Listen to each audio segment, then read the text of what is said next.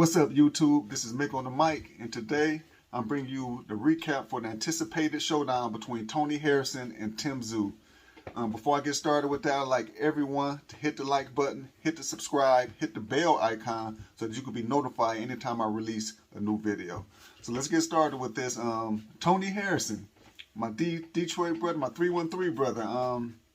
I predicted that Tony Harrison will win by unanimous decision, or that Tim Tszyu will win by controversial decision. And on both of those predictions, I gotta admit, I had to eat crow, and crow doesn't taste good at all. Yeah, isn't that disgusting? So listen, Tony Harrison, he came out with a very, very sharp jab, fast jab. It was accurate. He was landing it at will. Tim Tszyu, on the other hand, he stayed poised, he stayed calm, he was strong. He constantly stayed in Tony Harrison's face, applying pressure, backing Tony Harrison to the ropes the whole night, basically. Tony Harrison, he was exclusively throwing the jab, would not let the right hand go, no hooks, no uppercuts, really. He was just an exclusive jab. It was a jab fest from Tony Harrison, and that would not be enough to keep a guy like Tim Tszyu off of him. Tim Tszyu, he was very determined. He was in front of his homeland, his home crowd. And he did what he had to do. The pressure was good. He was throwing different combinations, right hands, going to the body, systematically breaking Tony Harrison down little by little. And by the time we got to the 9th round, you could see where this was going. Tim Tszyu, he landed a barrage of uppercuts, resulting in Tony Harrison becoming a bobblehead. I mean, he literally turned him into a bobblehead. He was... I mean, that's what he looked like in there. Tim Tszyu landed more punches. Tony Harrison turned his back, took a couple of more shots, went down.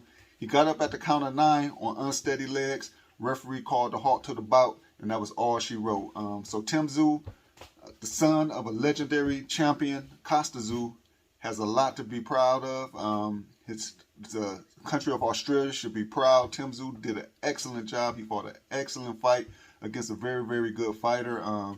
He stayed poised. He demanded the ring, put Tony Harrison wherever he wanted to in the ring, kept him along the ropes. Tony Harrison, he just could not deal with the pressure. You could see the longer the fight went on, the pressure was making him more and more uncomfortable. And so you got to give the props to Tim Tszyu. He's looking really good. Can't wait to see him again in Australia. You have a lot to be proud of with this guy. I was very impressed by that bout. And also the judging. You know, ever since the Manny Pacquiao-Jeff Horn fight, Australia had a bit of a reputation of being unfair on their cards to visiting fighters. In this fight, at the time of the stoppage, Tim Tszyu was only up by 2 points. And so what that tells me is that they may be actually overcompensating the judging to get rid of that stigma. Because by now, with the 2 Devin Haney versus George Kambosos fights, and now the Tony Harrison versus Tim Tszyu fight, we could kind of get rid of that stigma that the judging in Australia is unfair. They did a great job, probably actually overcompensating on the scorecards, because I thought the scorecard should have been a little bit wider. So that was really good. The entertaining fight, really good to see. The judging was really good to see. I was very satisfied with that. Tony Harrison, that may be the last time we see him in a meaningful fight, in a championship level fight. You know, he had a good career, became a champion, opened up a gym, helping kids, helping other fighters. So he has a lot to be proud of. He had a very productive career, and he doesn't need to hang his head at all. Tim Tszyu got a very, very bright future. He got Jermell Charlo up next for a shot at undisputed. That's huge. I'll give you my prediction on that fight later on once the fight is signed and sealed. So that's my take for today. This is Mick on the mic. Till next time, peace.